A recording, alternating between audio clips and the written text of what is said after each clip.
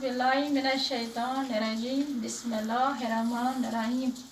प्यारे बच्चों, आज का मौजू है गज़ल। गज़ल की तारीफ में हम लिखेंगे। गज़ल उर्दू शायरी की मकबूल और पसंदीदा सनफ है। गज़ल का लग़वी माने है औरतों से बातें करना या औरतों के मुतालिक बातें करना। लेकिन आहिस्ता आहिस्ता गज़ल में और तरह के मज़ामीन भी दाखिल होते गए और आज ये कहा जा सकता है कि गज़ल में तकरीबन हर तरह के मौज़ूआत बयान हो सकते हैं। गज़ल तमाम दुनिया की शायरी में लासानी और सबसे ज़्यादा लचकदार सनफ सखन है। गज़ल की इब्तिदा असल में अरबी शायरी के असर से हुई और फारसी शायरों ने गज़ल को वाकई गज़ल बनाया। जिस तरह गज़ल में मज़ामीन की कैद नहीं है, इसी तरह इशार की तादाद में भी मुकर्रर नहीं है। आम तौर पर 5 से 19 इशार तक की गज़लें होती हैं। जिस तरह गज़ल के इशार की तादाद मुकर्रर नहीं है, इसी तरह मफ़हूम की तादाद भी मुकर्रर नहीं है। अगर गज़ल में दूसरा मतलब भी हो तो इसको हुस्न मतलब या ज़ैफ़ मतलब कहते हैं। गज़ल के आखिरी शेर में शायर अपना तखल्लुस इस्तेमाल करता है। इस शेर को मक्ता कहते हैं।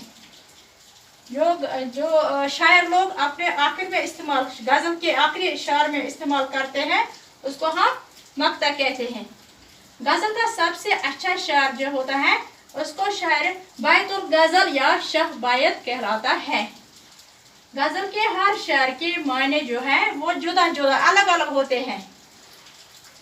कुछ गज़लों में मौजू की वहदत पाई जाती है और शायर एक ही मौजू के मुख्तलिफ पहलुओं को तसलसल के साथ बयान करता है। इस तरह की गज़ल को गज़ल मुसलसल कहते हैं। जिस गज़ल में रदीफ न हो और सिर्फ कैफे हो, इसको गैर मर्दू कहते हैं। वो बहरा और रदीफ जिसके लिहाज से गज़ल की कही जाती है, उसे गज़ल की ज़मीन कहते हैं। अब हम गज़ल में फ़िराक़ गुरमपुरी की पहली गज़ल पढ़ते हैं। ये मूड वो है कि परछाइयाँ भी देगी न साथ, मुसाफिरों से कहो इसकी राह गुजर आई। उसको हम थोड़ा तशरीह करेंगे। तशरीह में लिखेंगे कि शायर फरमाते हैं कि महबूब के रास्ते में अब वो मोड़ आ गया है जहाँ आशिकों के साए भी उनका साथ छोड़ते हैं। यानी महबूब के रास्ते में अब वो मोड़ आ गया जहाँ आशिकों के साए में भी उनका साथ छोड़ते हैं। यानी मोहब्बत के रास्ते में अब वो कठिन मुकाम आया है कि जहाँ आशिकों के साए भी उनका साथ नहीं देते हैं। शायर मेहनत के किसी खास मकाम की तरफ इशारा करता है जो बहुत मुश्किल मकाम है, जहाँ आशिकों का साथ देने वाला कोई नहीं होता है। यहाँ शायर का खास मकाम की तरफ इशारा करता है जो बहुत मुश्किल मकाम है, जहाँ आशिकों का साथ देने वाला कोई नहीं है। यहाँ शायर का महबूब आज़ादी वतन है और मुसाफिर अहले वतन है जो आज़ादी के तक दौर में लगे हैं। शायर आज़ादी वतन के मुश्किल मरहल का जिक्र करते हैं जहाँ से मुसाफिरों को नहायत हिम्मत और जल्द के साथ गुजरना है। पहले शायर जो हमारी किताब में पहले शायर वो हैं, उसका नाम है फ़िराक़ गुरमपुरी।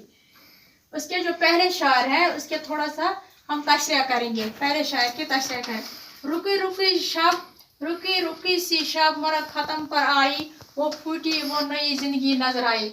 उसके हम तशरीह करें। इस मतलब में शायर फ़िराक़ फरमाते हैं कि मौत की रात आहिस्ता आहिस्ता बीत कर खत्म होने को आई है। सुबह जिंदगी तुलू हो रही है।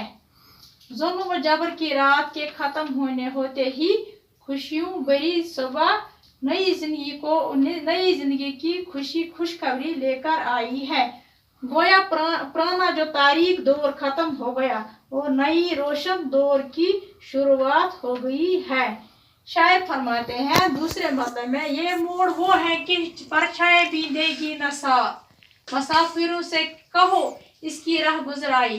फिर से हमें पढ़ती हुई शार, ये मोड़ वो है कि परछाएं भी देगी न साथ, मुसाफिरों से कहो इसकी राह गुजर आई।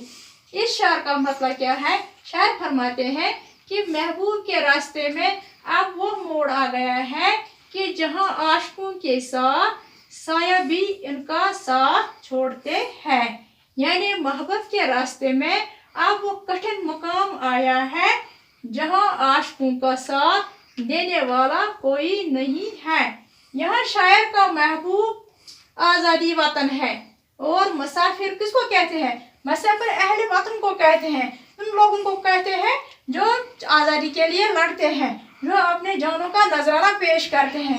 प्यारे बच्चों, और अहले मुसाफिर अहले वतन जो आज़ादी तक दौर में लगे हैं। शायर आज़ादी वतन के मुश्किल मरहल का जिक्र करते हैं जहाँ से मुसाफिरों को निहायत हिम्मत और जुर्रत के साथ गुजरना पड़ता है। शुक्रिया।